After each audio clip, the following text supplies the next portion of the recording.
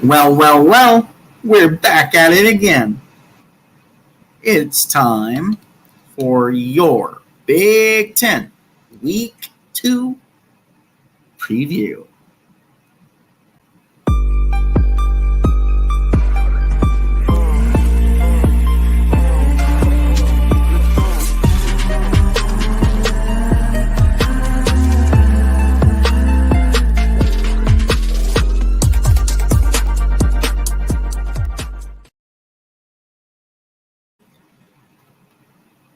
That's right, ladies and gentlemen.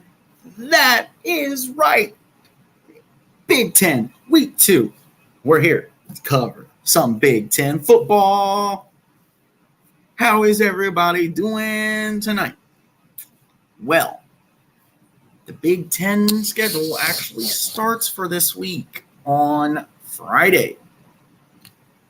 Starting right here with Indiana State at Indiana, 7 p.m. on the Big Ten Network. I may check into that. I don't know yet. This should be easily a bounce back game for Indiana. I would expect Indiana to be able to bounce back. If Indiana loses to Indiana State, then we could be seeing some potential Tom Allen on the hot seat, but I don't think this is it right here. I don't think this is what everybody thinks it could be. I think for now, Allen seat is safe. I think, as long as Indiana continues to make bowl games, which I don't believe they made one last year. If they did, sorry, Indiana. Don't remember off the top of my head. But I would say Indiana is the kind of program, and especially with the way the Big Ten is growing now, that if you can be good enough to just make a bowl game, you should be fine and dandy.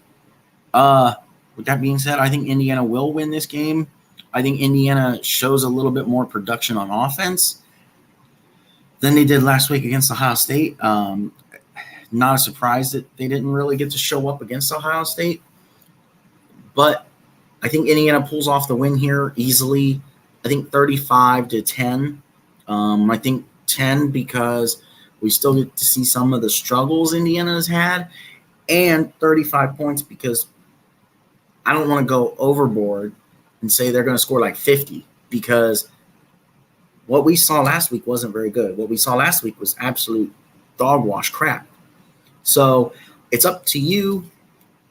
Whatever you think will happen, let me know down below in the comments section. But I personally think Indiana will win the game 35-10. That's my pick. Now, Illinois at Kansas at 7:30 Friday night on ESPN2. What do you know? I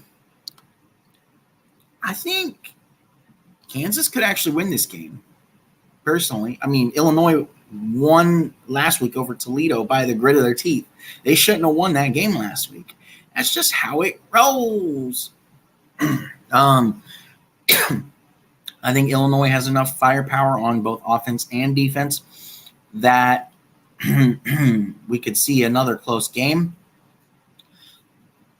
I think Kansas wins the game 35-34. I think Kansas will have enough firepower to be able to keep pace with Illinois. And I think Illinois has enough firepower to dictate the game speed. I wouldn't be surprised if either team eats up a lot of clock.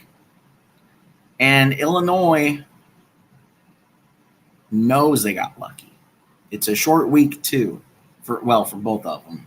But still, even though it's by one day, it's still a short week. So give me Kansas 35-34 upset. Now for Saturday, we don't get to see Penn State on TV unless you have the streaming service Peacock, because NBC wants to do us dirty like that. How you gonna do me like that, son? All good. Delaware at Penn State. Noon on Peacock.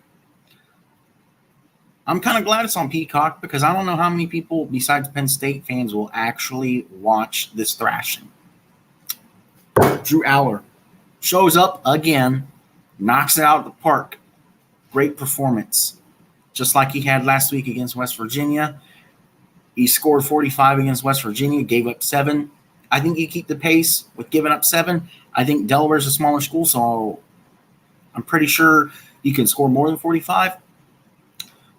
I'm going to say 63-7 Penn State. Easily. Next up. Easily, game of the week. Right here, ladies and gentlemen. Nebraska at Colorado. Big noon kickoff. Colorado, back-to-back weeks on the big noon kickoff. Pulled the incredible, amazing upset over TCU. And guess what? I think they're going to do it again. That game was at home, or this game is at home. That game that they pulled the upset was on the road in Dallas, Fort Worth, in front of the TCU fans. Nebraska is still riddled in the Scott Frost era mistakes. They barely lost the game last week to Minnesota. Jeff Sims did transfer from Georgia Tech. He is now the quarterback at Nebraska. He looked really good, or at least he looked at least decent. Nebraska scored a single touchdown off of a lucky, busted play that the only reason they scored the touchdown was that fumble caused Minnesota to pull up, leaving the receiver wide open at like the 2-yard line, catch the ball to back in for the touchdown. Minnesota probably thought that they had a fumble recovery in their midst. So they probably pulled up to try and go to the ball. So we'll see. I think Colorado easily wins this one. I think there's a lot of improvement needed on Nebraska's end. I think Colorado has shown a lot. And I think Colorado will easily surpass the 1,000 total yards mark with ease.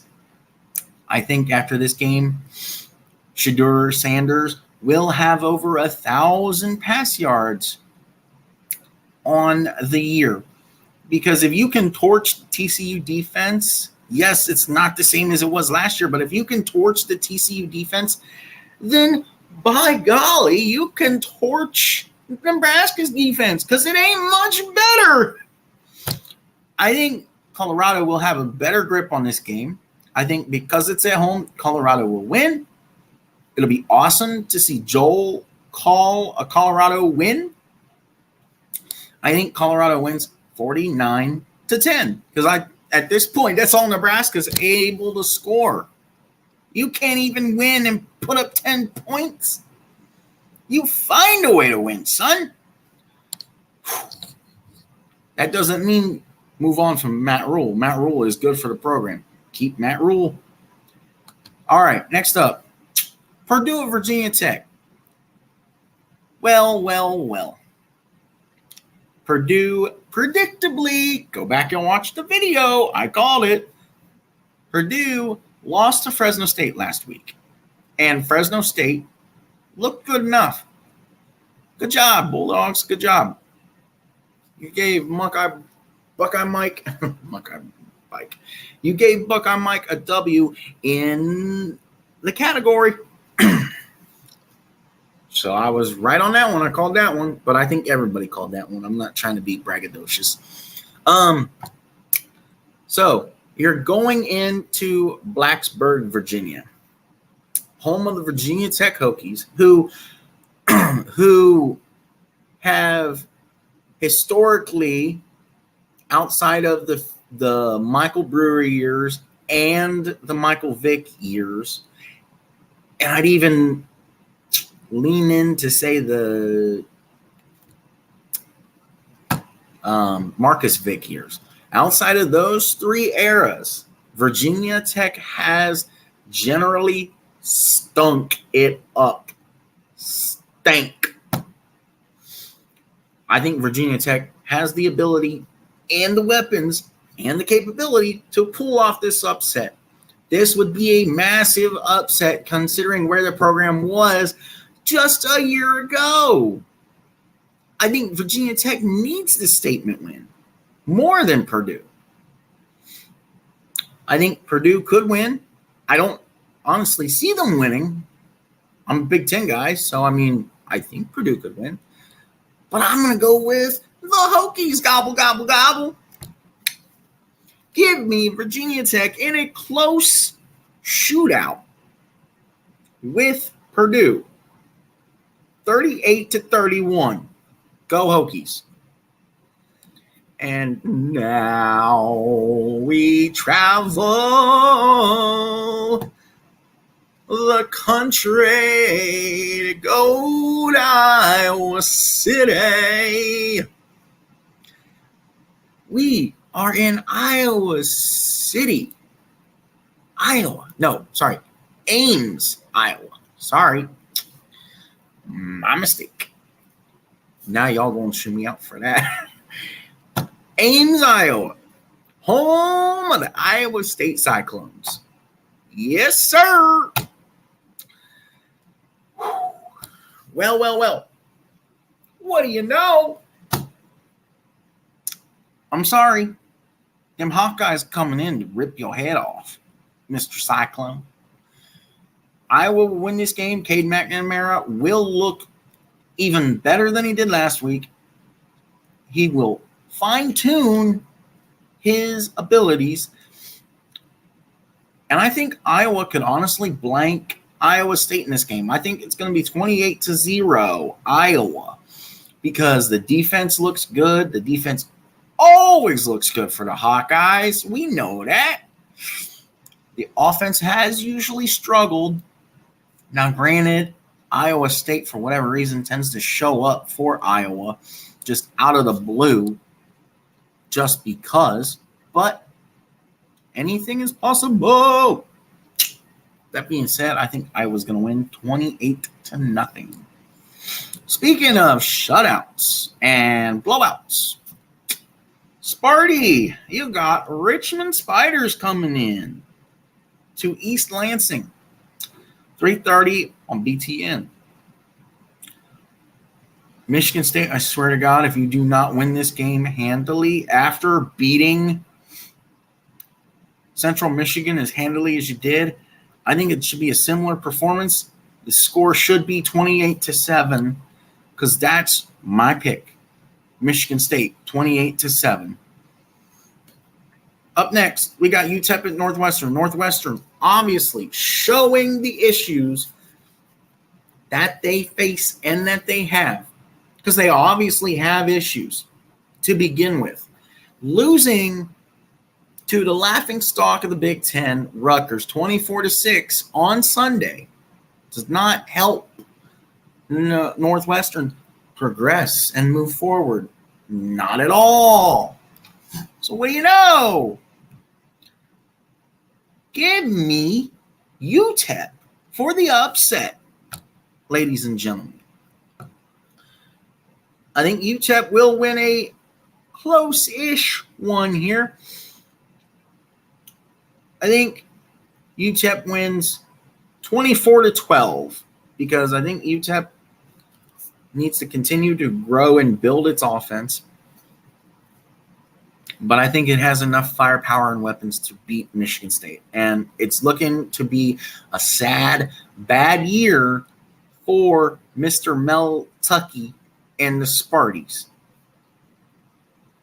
So, our next game, Charlotte, going all the way to the D.C. area to take on the Maryland Terrapins.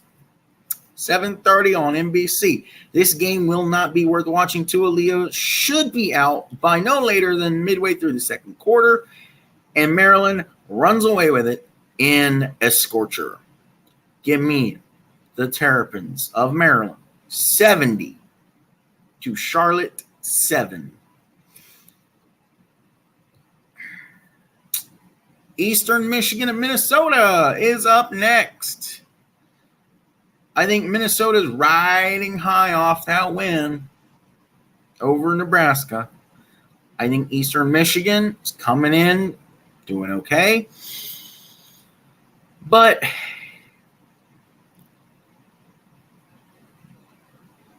nothing ever at all whatsoever beats the PJ Fighting Flex, baby. When it comes to non-con, nobody beats the Fighting Flex. Give me Minnesota to win a game. It should easily be 35-7, if not worse. Go Minnesota. Now, one of the most interesting games of the week happening right here. Temple at Rutgers, Saturday, 7:30 on BTN. One of the most intriguing, best matchups of the week for the Big Ten right here. Let's talk about it. Temple at Rutgers. Give me Temple. Rutgers is fake. I'm glad that Rutgers got a win over Northwestern on Sunday. I don't think Rutgers has quite figured it out enough to actually be successful and have success in games that they should have. I will say Temple wins in a crazy game, 36-30. And now, ladies and gentlemen, the Big Ten is headed for Pac-12, at least for this year. Country, 7:30 on ABC, Wisconsin at Washington State. I think you will see a better performance out of quarterback for Wisconsin, Tanner Mordecai. Sorry, I couldn't think for a minute. I think you'll see a better performance out of Tanner Mordecai. I think we'll see a better performance out of the receivers, and I think overall we will see a heck of a game. I think Wisconsin, especially under Fickell, is definitely out for blood.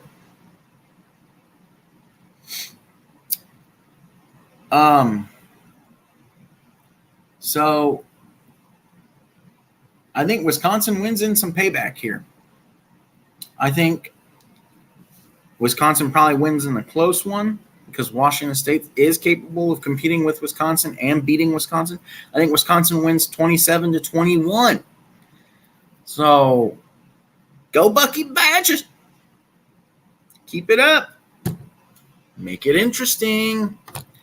And there you have it. Thank you, everyone, for tuning in to the Big Ten Pick'em of the week for week 2. Don't forget to comment, like, and subscribe down below. Turn on the notification bell so you never miss another video. Have a good one. I'm a game changer. I'm a game changer.